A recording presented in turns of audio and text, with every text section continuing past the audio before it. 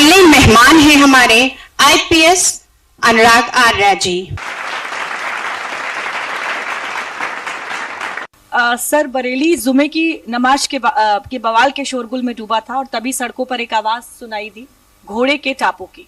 घोड़े पर सवार थे शहर के पुलिस कप्तान और जहां जहां उनका घोड़ा मुड़ता था वहां वहां का इलाका शांत हो जाता था।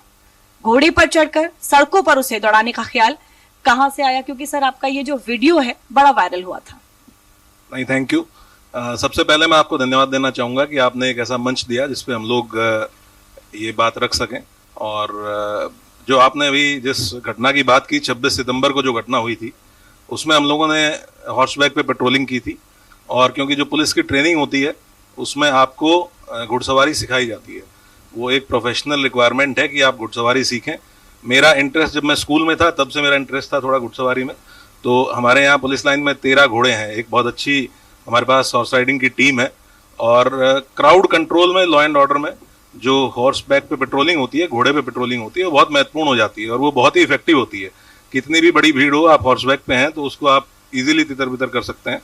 दूसरा, वो आपको एक कमांड देती है, जब आप अपने सिपाहियों के साथ, आपके साथ सिपाही भी घोड़े पे बैठ के चल रहे हैं और आप भी घोड़े पे बैठ के चल रहे हैं, तो आपको एक लीडरशिप आपकी एस्टेब्लिश होती है और आपकी फोर्स के लिए भी बहुत ही मोटिवेटिंग फैक्टर होता है। तो इन वजह से हम लोग रेगुलरली पेट्रोलिंग करते हैं। उस दिन वो बाई चांस वो वीडियो बहुत ज्यादा वायरल हुआ।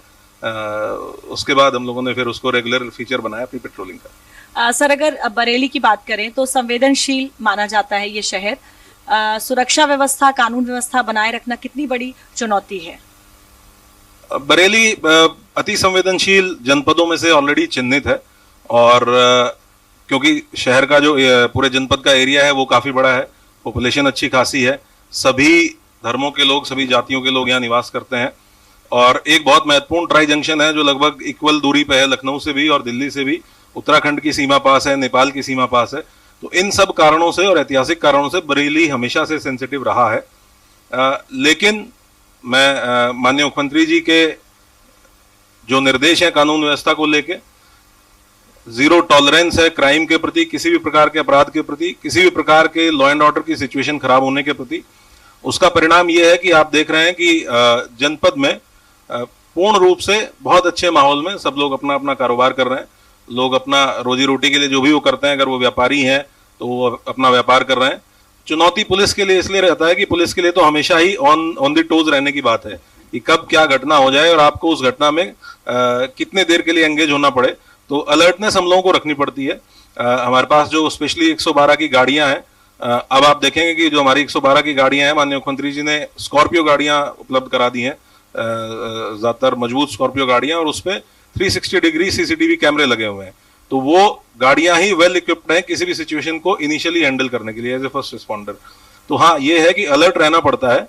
और डेफिनेटली पुलिस का काम थोड़ा चैलेंजिंग है क्योंकि 24 आवर जॉब है, लेकिन ये वर्दी आपको एक बहुत बड़ी ताकत भी देती है लोगों की सेवा करने की और लोगों की जिंदगी में पॉजिटिव बदलाव लाने की। तो वो एक मोटिवेशन रहता है कि आप पब्लिक की हेल्प कर सकते हो और जो समाज का नेगेटिव एलिमेंट है या जो अपराधी है उसमें नकेल कर सकते हैं। और जो अच्छे लोग हैं, जो समाज में शांति व्यवस्था चाहते हैं, शांति चाहते हैं, सद्भाव चाहते हैं, उनको आप हद से ज्यादा सपोर्ट करते हुए आप ये इंश्योर कर सकते हैं कि हर आदमी अपनी जिंदगी को खुशहाली के साथ जिए।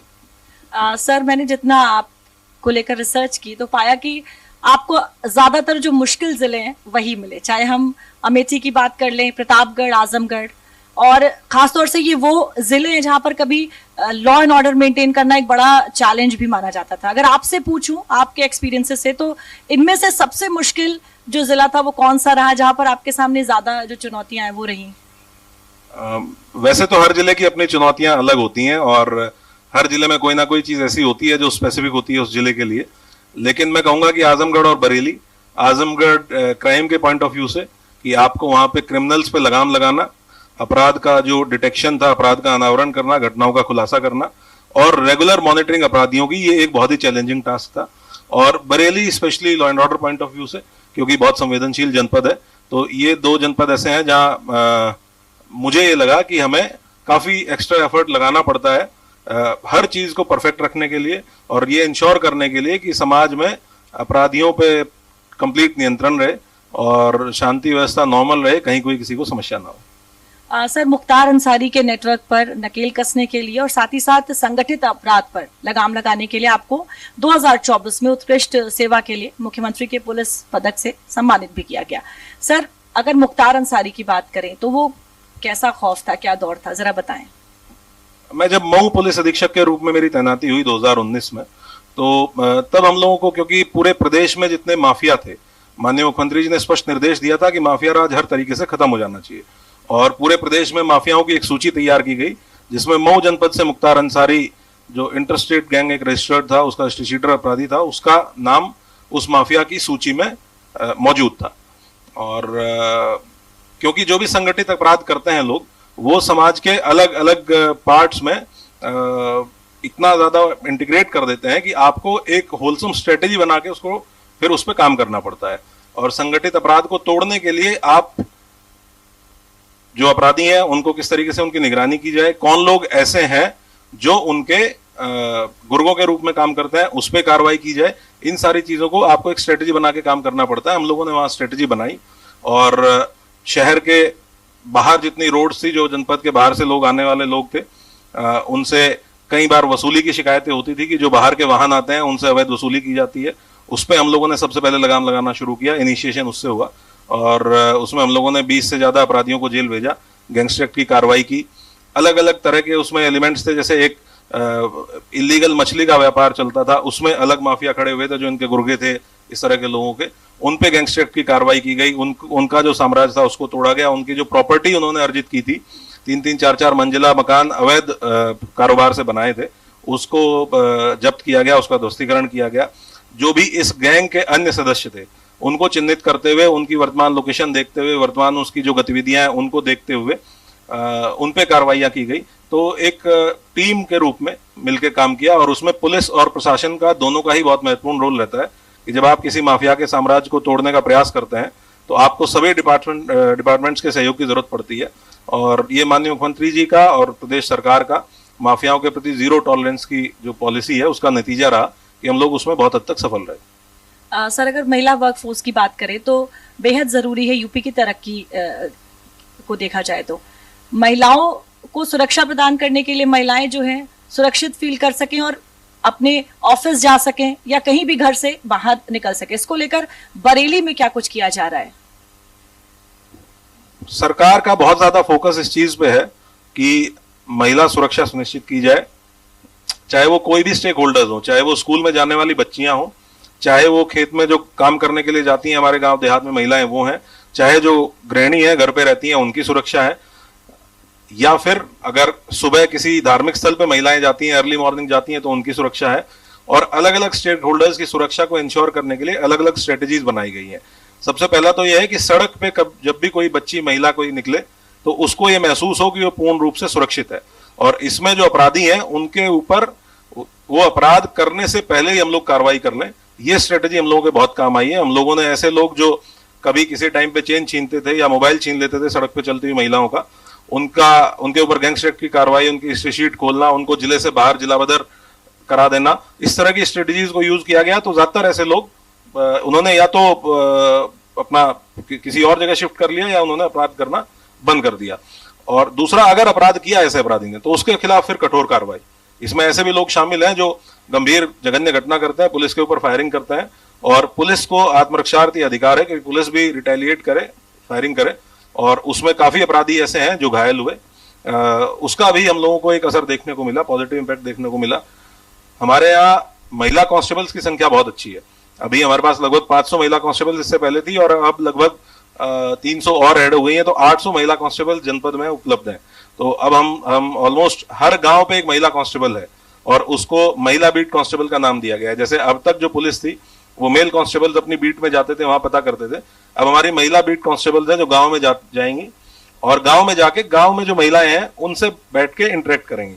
उनकी क्या समस्याएं हैं, हो सकता है किसी के घर में कोई पारिवारिक विवाद हो जिसमें हो सकता है कई बार डोमेस्टिक वायलेंस के केसेस आ जाते हैं कि घर के अंदर भी हिंसा होती है, तो उसको भी एड्रेस करने के लिए जिसमें महिला को थाने आने की जरूरत ना पड़े, हम आउटरीच उन तक करें, हम उनके पास जाएं, उनकी समस्याओं को समझें और अगर जिस भी तरीके से उसको हल किया जा सकता हो आपस में बैठ के बातचीत करा के, या अगर कार्रवाई करने की आवश्यकता है FIR करके, तो एक बहुत ही होलसम अप्रोच है। इसी का एक पार्ट है जो हमारी एंटी रोमियो स्क्वाड्स हैं जो काम करती हैं, जो सार्वजनिक स्थल हैं, पार्क्स हैं जहाँ पे लोग घूमने के लिए जाते हैं, या शाम के टाइम मार्केट्स हैं, या सुबह के टाइम स्कूलों के आसपास जब बच्चे जाते हैं या छुट्टी होती है, उस टाइम पे वहां पे पुलिस की मौजूदगी। और उसमें दो एलिमेंट्स हैं, एक सादे कपड़े वाला एलिमेंट है, एक वर्दी वाला एलिमेंट है। जो सादे कपड़े में कांस्टेबल्स हैं वो पहले चिन्हित करते हैं कि कौन लड़के या शौदे वहां ऐसे हैं जो खड़े हैं और या तो लड़कियों पे कमेंट कर रहे हैं किसी तरह का, या कोई इस तरह की चीजें जो ऑब्जेक्शनेबल है। और उसके बाद जो हमारी वर्दी वाली टीम है वो उनको जाके पकड़ती है, और उसके बाद फिर उसमें FIR दर्ज करते हैं, उनके पेरेंट्स को भी बुलाया जाता है, उनको काउंसिल कराया जाता है। इसी तरीके से हम लोगों ने पूरे जनपद में सभी सर्कल्स पे, जो हमारे सर्कल 9 सर्कल है, उस पे पारिवारिक परामर्श केंद्र बनाए हुए हैं, जहाँ पे ज्यादातर हम देखते हैं कि पति पत्नियों के झगड़े बहुत आजकल कॉमन हो गए हैं। जब हम लोग जन शिकायत में भी बैठते हैं उसमें भी, तो पहले सिर्फ एक था जो जनपद स्तर पे था, अब हम लोगों ने 9 जगह पे बनाए हुए हैं ताकि पब्लिक को दूर ट्रेवल ना करना पड़े, महिलाओं को दूर ट्रेवल ना करना पड़े, हम उनके पास जाएं और उनकी समस्याओं को हल कराएं। तो ये एक ओवरऑल इंटीग्रेटेड अप्रोच है जिससे हम लोग। सर, बरेली में कप्तान रहते हुए धड़ाधड़ एनकाउंटर की भी जो खबरें हैं वो आती हैं, आपसे जुड़ी हुई हैं। कभी सुबह में एनकाउंटर, कभी शाम में, कभी भरी दोपहरी में। तारीफें भी होती है, आलोचना भी होती है। ऐसा कोई यादगार एनकाउंटर जिसका जिक्र आप यहाँ पर करना चाहें? यादगार तो नहीं एनकाउंटर तो, क्योंकि जब भी कोई ऐसा अपराधी होगा, दुर्दांत अपराधी, अगर वो हिमाकत करेगा पुलिस पे फायर करने की, तो बहुत स्पष्ट पॉलिसी है कि आत्मरक्षार्थ हम भी फायर करेंगे। आपने पिछले साल देखा होगा अक्टूबर में एक बहुत ही दुर्दांत अपराधी इस जिले में एनकाउंटर के दौरान उसकी डेथ हुई, उसका नाम ही शैतान था, और उसके लगभग 18 नाम थे जो हम लोगों ने ट्रेस किए थे। 18 अलग अलग नामों से उसने अलग अलग जिलों में अपराध किए हुए थे, और जो अपराध थे उसमें डकैती, मर्डर के साथ बुजुर्ग महिला की हत्या, पूरे परिवार की हत्या, इस तरह के बहुत सारे अपराध थे। जो लोगों ने, गांव के लोगों, देहात के लोगों ने अपनी जो गाड़ी कमाई, उन्होंने मेहनत करके जो कमाई थी उसको लूट लेना, इस तरह के उसके ऊपर दर्जनों अपराध थे, और बहुत ही दुर्दांत अपराधी था। और पुलिस के ऊपर उसने बहुत हैवी मात्रा में फायरिंग की, और जब पुलिस ने आत्मरक्षार्थ फायरिंग की तो उसमें वो मारा गया, जिससे लगभग 7-8 जनपदों में लोगों ने राहत महसूस की। उनको लगा कि अब ये अपराधी अपराध नहीं कर पाएगा, और उससे जो गांव देहात में रिलीफ मिलता है लोगों को, वो बहुत ही सेटिस्फैक्टरी होता है कि अब उनको ये लग रहा है कि अब हमारे साथ कोई अपराध नहीं होगा। ठीक है सर, बरेली पुलिस को एक श्रेय तो जाता ही है। अभी जिसका जिक्र भी आप कर रहे थे कि महिला सुरक्षा को लेकर खूब काम हुआ है, लेकिन महिला मिशन शक्ति केंद्र और वन स्टॉप सेंटर, जिसे सखी केंद्र भी कहते हैं, हम चाहेंगे जरा उसके बारे में भी आप कुछ बताएं। मिशन शक्ति माननीय मुख्यमंत्री जी के द्वारा शुरू किया गया था, और उसमें इस साल वर्ष 2025 में मिशन शक्ति केंद्र की एक परिकल्पना थी, जो DGP सर के द्वारा बहुत ही सीरियसली उसको फॉलो किया गया। इसका एक मकसद ये है कि आप हर एक थाने में एक कमरा ऐसा हो जिसमें महिला कांस्टेबल्स मौजूद रहें, और वहां पे कोई भी महिला अपनी किसी भी प्रॉब्लम के साथ वहां जा सके और कंफर्टेबली अपनी समस्या को बता सके। हो सकता है वो समस्या किसी और डिपार्टमेंट से रिलेटेड हो, तो भी उसको उस पॉइंट पे वेलकम किया जाए, और ये हमारी जिम्मेदारी है कि हम उस डिपार्टमेंट से कोऑर्डिनेट करके, और अगर उस महिला की हेल्प हो सकती है तो उसको वो हेल्प पहुंचाएं। और इसका एक बहुत अच्छा एग्जांपल फरीदपुर में एक बड़ी दुखद घटना हुई एक बच्ची के साथ। उसके साथ एक दुष्कर्म की घटना हुई, और बच्ची की तबीयत थोड़ी खराब थी। बच्चे के जो पेरेंट्स थे वो बहुत ही उनके पास उस तरह के आर्थिक रिसोर्सेज नहीं थे, संसाधन नहीं थे, और जो हमारी 2 महिला कांस्टेबल थी उस थाने में पोस्टेड, उन्होंने उसके पूरे इलाज का, इसका अच्छे से अच्छा इलाज हो, SP साउथ हमारे उसमें नोडल ऑफिसर है, उन्होंने उनकी लीडरशिप में SRMS हॉस्पिटल में हम लोगों ने उसका ट्रीटमेंट कराया उस बच्ची का, उसके ऑपरेशन हुए, और हम लोगों ने उसके परिवार पे कोई भी किसी प्रकार का आर्थिक बोझ नहीं आने दिया। डेली हमारी कांस्टेबल्स उस बच्ची का हाथ लेने के लिए और उसका मनोबल बढ़ाने के लिए, ताकि उसको एक बार भी मानसिक रूप से ये महसूस ना हो कि वो अकेली है या वो कमजोर है। वो डेली जाती थी, और अल्टीमेटली वो बच्ची ठीक हुई, उसने स्कूल जाना शुरू किया, और जब वो स्कूल गई तो पहली किताबें और जो स्कूल बैग दिया वो भी पुलिस डिपार्टमेंट की तरफ से हम लोगों ने उनको उपलब्ध कराया। और तो ये परिकल्पना है कि मिशन शक्ति केंद्र एक ऐसी जगह हो जहां न्याय के लिए कोई भी महिला, अगर वो किसी भी समय उसको महसूस होता है कि कोई समस्या है, तो वो वहां पहुंच सके और बिना किसी झिझक के अपनी बात बता सके, और उसको कोई ना कोई रास्ता वहां से मिल सके। ये मिशन शक्ति केंद्र के पीछे, और ये अभी हमारे सभी थानों पे स्थापित है और बहुत अच्छे तरीके से काम कर रहा है। ठीक है सर, जब भी महिलाओं के खिलाफ इस तरह के मामले सामने आते हैं तो एक जो सबसे बड़ी चीज देखी जाती है वो होती है झिझक की, क्योंकि महिलाएं जब उनके खिलाफ कोई अपराध होता है तो बाहर जाने में या बताने में जो झिझक है वो महसूस करती हैं। और यहाँ पर जो सबसे बड़ी चीज होती है वो होती है भरोसे की। इसको लेकर आपके पुलिस महकमे की ओर से क्या कुछ किया जा रहा है कि वो जो विश्वास है, जो भरोसा है, वो जीता जा सके? जैसे अभी आपने एक घटना का जिक्र भी किया। ये जो आउटरीच प्रोग्राम्स हैं पुलिस विभाग के, आप इसको इस तरीके से लीजिए शुरुआत से ही कि महिला कांस्टेबल्स की लगातार जो संख्या है वो बढ़ती जा रही है। अब हमारे यहाँ कोई थाना ऐसा नहीं है जहां 20-25 से कम महिला कांस्टेबल्स हो। एक टाइम था यूपी पुलिस में जब 25-30 टोटल नफरी होती थी, टोटल नंबर्स होते थे। आज की डेट में सिर्फ महिला कांस्टेबल हर थाने पे 25 महिला कांस्टेबल हर थाने पे हैं। तो स्टेट गवर्नमेंट ने महिला कांस्टेबल्स का रिक्रूटमेंट इतना बढ़ाया है ताकि महिला कांस्टेबल्स रहेंगी तो वो महिलाओं की चीजों को एड्रेस कर पाएंगी, एक्सेसिबिलिटी रहेगी, महिलाएं आसानी से अपनी समस्याएं उनके साथ शेयर कर पाएंगी। दूसरा ये कि हम, जो मैंने आपको बताया कि हम उनका इंतजार ना करें हमारे पास आने तक, क्योंकि बहुत सी महिलाएं ऐसी हैं घर से बाहर नहीं निकल पाती हैं, अपनी समस्या नहीं बता पाती हैं, या अगर उनके साथ छोटी मोटी कोई घटना हुई है उसको नहीं बता पाती हैं। रादर हम उन तक जाएं, हम उनके पास तक पहुंचे। अभी डीजीपी सर ने, माननीय मुख्यमंत्री जी ने एक ऐप लॉन्च किया है, यक्ष ऐप लॉन्च किया है, जिसमें जो हमारा पूरा बीट पुलिसिंग का सिस्टम है उसमें रेवोल्यूशनरी चेंजेस है। अब तक बीट पुलिसिंग बहुत ही ट्रेडिशनल ढंग से होती थी, अब बीट पुलिसिंग का सिस्टम ये है कि आप क्रिमिनल्स के घर भी जाएंगे तो आप उसको उस टाइम पे अपना लोकेशन डालेंगे और वो सबको अवेलेबल होगा कि कौन सिपाही किस क्रिमिनल के यहाँ उसने दबिश दी और किस क्रिमिनल के यहाँ उसने वेरिफिकेशन किया। इससे क्या हो रहा है कि इससे हमारे जो पुलिसकर्मी है वो गांव गांव में जा रहे हैं, और जो माननीय मुख्यमंत्री जी का निर्देश है कि थाने पे चल के ना आने की आवश्यकता पड़े, हम गांव में जाएं और अगर वहां कोई समस्या है, वहां कोई दिक्कत है तो उनसे हम लोग उनकी समस्याओं को समझे। ये सारे प्रयास हैं इसी चीज के कि हमारा जो न्याय प्रणाली है वो महिलाओं तक पहुंचे। सर, अगर ग्रामीण महिलाओं की बात करें तो उनके खिलाफ भी जो अपराध हैं वो होते हैं, लेकिन ग्रामीण महिलाएं जो हैं वो और ज्यादा संकोची होती हैं, घर से नहीं निकल पाती जब, और ज्यादातर हमने देखा है कि इस तरीके के मामलों में घर में ही या उसमें ही मैनेज हो जाती हैं चीजें। तो ग्रामीण महिलाओं तक पहुंच जो है वो कैसे बढ़ाई जा रही है? हम लोगों ने, जो हमारे यहाँ महिला कांस्टेबल्स हैं और महिला सब इंस्पेक्टर्स हैं, उनको हम लोगों ने एरिया बांटे हैं, और ये खास करके ग्रामीण एरिया में बहुत अच्छे से लागू किया गया है कि महिला कांस्टेबल्स को 4-5 गांव हर एक महिला कांस्टेबल को दिए गए हैं, और हम लोग ये उनसे उम्मीद करते हैं कि वो 4-5 गांव हफ्ते में एक बार विजिट कर लें, क्योंकि अगर हम गांव में चले जाएंगे, पुलिस हमारी महिला कांस्टेबल गांव में चली जाएगी, तो वो पहले दिन हो सकता है 10 महिलाएं उसके साथ बैठे जब वो चौपाल लगाएगी वहां, दूसरे दिन 15 बैठे।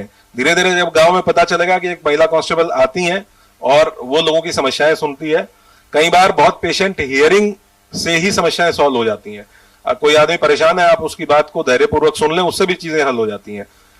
तो अब हम लोग इसका रिजल्ट ये देख रहे हैं कि अब महिलाएं, ग्रामीण महिलाएं भी अपनी चीजों को लेकर मुखर हो रही हैं, और जब वो खास करके इन महिला कांस्टेबल्स के साथ बैठती हैं, महिला सब इंस्पेक्टर के साथ बैठती हैं, तो अपनी बातों को इनके साथ शेयर करती हैं। इसका अगेन एक एग्जांपल है हमारे पास कि फरीदपुर में एक घटना हुई थी जिसमें एक बच्ची की डेथ हुई, और पेरेंट्स इतने गरीब थे कि वो कुछ ना पोस्टमार्टम कराना चाहते थे, वो चुपचाप बॉडी को डिस्पोज करना चाहते थे। हम लोगों को सूचना मिली कहीं से, किसी थर्ड पर्सन से सूचना मिली कि ये डाउटफुल केस है, और पुलिस ने बहुत ही एक्टिव रोल निभाते हुए उसमें तत्काल उसका संज्ञान लिया, पेरेंट्स को कॉन्फिडेंस में लिया, उनको भरोसा दिलाया, उनको बहुत ढाढ़स बंधाया, पोस्टमार्टम कराया, और अल्टीमेटली वो बच्ची का एक मर्डर का केस निकला जो पड़ोसी के द्वारा किया गया था, और उसको फिर पकड़ा गया, उसको जेल भेजा गया।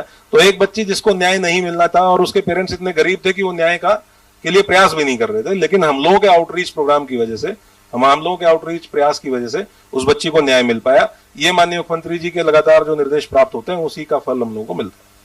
अगर बरेली की बात करें तो कितना चुनौतीपूर्ण है, और क्योंकि आपका काम सिर्फ अपराध रोकना नहीं है, आपका ये भी काम है कि जो नए बच्चे हैं वो अपराध के रास्ते पर ना चलें। चुनौती तो जैसे मैंने कहा कि पुलिस में 24/7 की जॉब है, और आपको चुनौतियां आती रहती हैं, लेकिन जो कॉन्फिडेंस हम लोगों को दिया गया है, आप एक चीज महसूस करें कि जब आपकी जो टॉप लीडरशिप है, जब वो आपको एहसास कराए कि अगर आप ईमानदारी से काम करेंगे, आप कानून को सख्ती से पालन कराएंगे, तो फिर आपको आपकी राह में कोई अड़चन नहीं आएगी। और ये आप महसूस भी करेंगे इस चीज को कि जब किसी पुलिस अधिकारी को या फॉर दैट मैटर किसी भी अधिकारी को ये फ्री हैंड दिया जाता है कि वो सही काम करे बिना किसी रोक टोक के, बिना किसी दबाव के, तो फिर आपको बहुत जल्दी बदलाव होते हुए दिखता है। और मैं लकी महसूस करता हूं कि मैं बरेली में मुझे लगभग 1.5 साल से ऊपर का समय हो गया है, और जब आप इतना समय आपको हो जाता है तो आपकी जो आपके दिमाग में चीजें होती हैं इम्प्लीमेंट करने के लिए, अपराध को कम करने के लिए, लोगों के लिए रिलीफ ज्यादा उनको मिले, लोग जल्दी सजाएं हो, कोर्ट में पैरवी जल्दी हो सके, आप उनको अच्छे तरीके से इम्प्लीमेंट कर पाते हैं। तो बरेली एक चुनौती ना होकर एक अपॉर्चुनिटी है अपने आप को और बेहतर करने का, लोगों के लिए और सहूलियत पैदा करने का, और एक अपराध मुक्त समाज को जितना भी संभव हो सके उसको सच्चाई में बदलने का। सर, इसी क्रम में एक और सवाल है मेरा कि साइबर क्राइम की बात करें तो बड़ी तेजी से साइबर क्राइम जो है वो सुनने में आ रहा है, और अभी बीच में एक वीडियो वायरल हुआ था जहां पर पुलिस की यूनिफॉर्म में लोग साइबर क्राइम कर रहे थे। इस तरीके के जो क्राइम है उनको रोकने के लिए पुलिस क्या कुछ कर रही है? जी, साइबर क्राइम एक बढ़ता हुआ अपराध है और जिसकी चिंता लगातार हम लोगों के द्वारा की जा रही है। अभी 6 महीने पहले तक जनपद में एक साइबर थाना होता था हर जिले में और एक साइबर सेल होता था, लेकिन 6 महीने से हर एक थाने पे एक साइबर सेल बना दी गई है। तो अब जो हमारा थाना है वो भी एक छोटी यूनिट है साइबर अपराध को टैकल करने के लिए। इसके 2 पार्ट्स हैं। नंबर 1 एनफोर्समेंट है कि आप जब साइबर अपराध हो गया तो उसको ट्रेस करें, लोगों को पकड़ें, लेकिन उससे भी महत्वपूर्ण इसमें जागरूकता है, अवेयरनेस। तो उसके लिए हम लोग लगातार अभियान चलाते हैं। 6 महीने पहले तक ये अभियान हमारे स्कूल्स तक ज्यादा सीमित थे। पिछले 6 महीने में हम लोगों ने इन अभियानों को गांव देहात में भी फैलाया है, क्योंकि ये हम देखते हैं कि अक्सर जो साइबर क्रिमिनल्स हैं ये रिटायर्ड, अगर कोई गवर्नमेंट सर्वेंट है, रिटायर्ड बैंक कर्मी है, इस तरह जो लोग थोड़ा सा टेक सेवी अभी नहीं है उनको ज्यादा टारगेट करते हैं। आपको कोई लिंक भेज देंगे, उस पर क्लिक करने के लिए कहेंगे। इसका सबसे अच्छा तरीका यही है कि अवेयरनेस, जितना ज्यादा अवेयरनेस हम लोग फैलाएंगे, जितना ज्यादा पब्लिक को अवेयर करेंगे, उतना साइबर अपराध होने की संभावना कम रहेगी। तो इस स्ट्रेटेजी पे हमारे सभी थानों पे एक टीम है जो इस स्ट्रेटेजी पे काम कर रही है और इसके बहुत अच्छे परिणाम हम लोगों को देखने को मिले। अभी एक हम लोगों ने ब्रांड एम्बेसडर बनाया साइबर अवेयरनेस के लिए। वो स्कूल में जाने वाला बच्चा है और उसके पेरेंट्स को 10-12 घंटे के लिए डिजिटल अरेस्ट कर लिया गया, लेकिन ये बच्चा अवेयर था क्योंकि इसके स्कूल में अवेयरनेस का प्रोग्राम हुआ था। तो इसने, जब इसको पता चला, इसने अपने पिताजी को बताया कि ये फ्रॉड है, ये कोई पुलिस वाला नहीं है। और उसको इतना आइडिया था कि आप वर्दी देखो, दाढ़ी बढ़ाए हुए, वर्दी में तो शेव किए हुए होते हैं पुलिसकर्मी। तो ये उस बच्चे की अवेयरनेस थी जिसने उसके पेरेंट्स को एक डिजिटल फ्रॉड होने से बचा लिया। ये हमारा 2 pronged स्ट्रेटेजी है कि अवेयरनेस पे काम किया जाए और जब हो जाता है तो फिर अपराधियों को ट्रेस करके पकड़ा जाए। ठीक है सर, हाईटेक जमाना है, सभी जानते हैं, और आजकल हर किसी के हाथ में स्मार्टफोन होता है।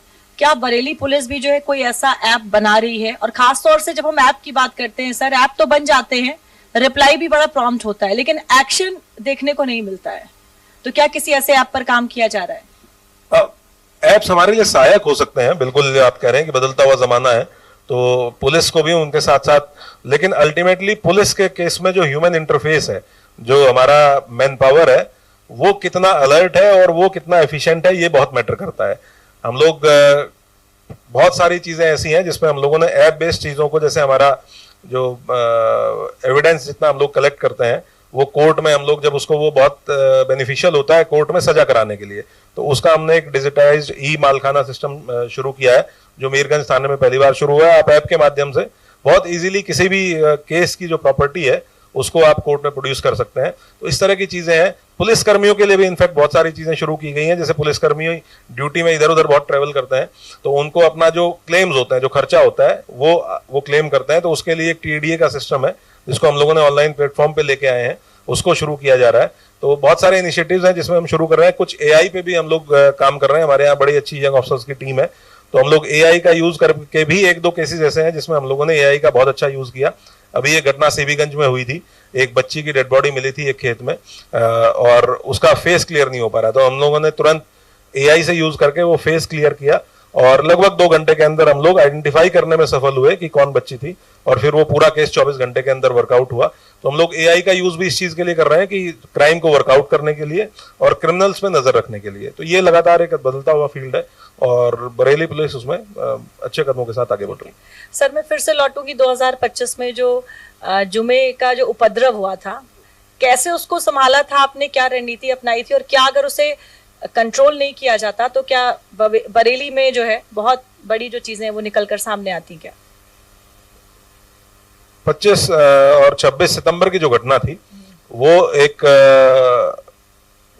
माननीय मुख्यमंत्री जी हमेशा कहते हैं कि संवाद से चीजें हल हो जाती हैं, और हम लोग एक हफ्ते तक हम लोगों ने पूरा संवाद स्थापित किया कि अगर इतनी भीड़ किसी एक पॉइंट पे आएगी तो उससे कानून व्यवस्था को दिक्कत पैदा हो सकती है, शांति व्यवस्था में दिक्कत पैदा हो सकती है।